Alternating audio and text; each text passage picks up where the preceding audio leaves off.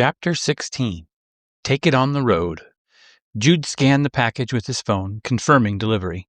Usually the drone would return to the warehouse, but with the damaged rotor, it stayed in place with a flashing red indicator light and a message on the input screen. Repair needed. Retrieval unit en route.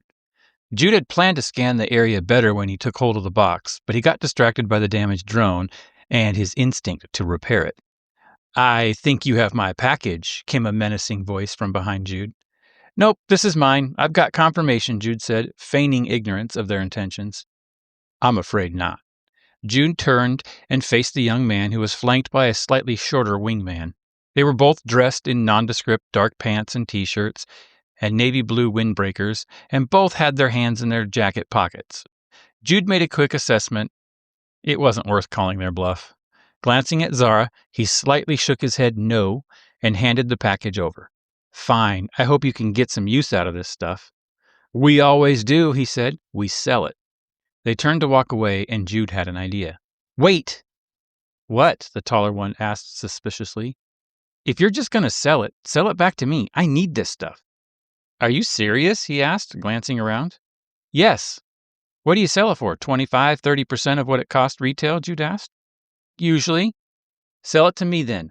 Save me the hassle of having to order all these things over again. I'll give you $300 now, e-cash, no questions."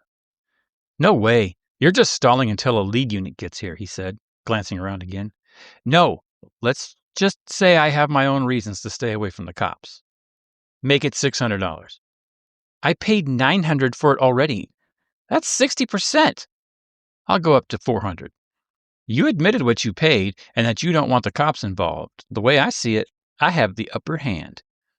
"I think you had the upper hand when you pointed whatever it is in your pockets at me. $500. Take it or leave it." "Deal. Give me your e-cash code." As soon as they were out of sight, Zara rushed over to him. "Are you okay?" she asked. "I'm fine. I just got a really bad deal on a bunch of tools." "But you're not hurt, and no one is trying to scan my passport." Jude looked down at the sad sight of the crippled drone, and he noticed the flashing red light was gone. He bent down and read the input screen. "Retrieval unit unavailable." A smile came across his face, and he picked up the drone, hoisting it onto his shoulder. "Jude?" Zara asked. "Yes?" "Why are you stealing that delivery drone?" "I'm just borrowing it. If I can get a new rotor and the right size bearings and castings, I can fix it." "Isn't the company going to come looking for it?" "Maybe not. It's often more expensive to find and retrieve a drone than just buy a new one. If they wipe the memory, then it's up for grabs. I just might have something to show for that $500 I paid after all."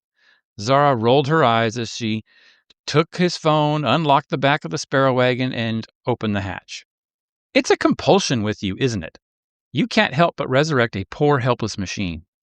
"I can't leave it all alone on the street. That's just cruel." Here are some insights. For context in this chapter, Jude has ordered some tools because Jude and Zara are getting ready to take a SAC road trip. Remember, they've got to help students pass their exams, the exams that were altered on purpose, and they're working with their mom in Slate Creek to do that. But also, while they're going and while they're working with the students, they're going to do what they always do. They're going to help with, technical things, power grid and that stuff.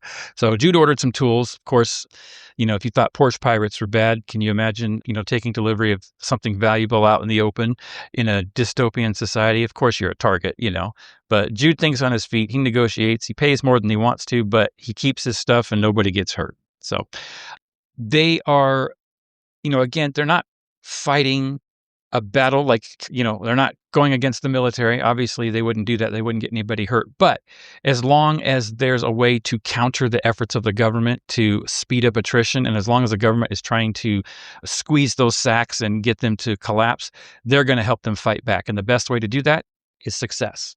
So they're going on a road trip. They're going to help them with all their technical stuff, but they're also going to help the kids pass their tests, and they're going to fight back and help the SACs to maintain their independence and their legal rights.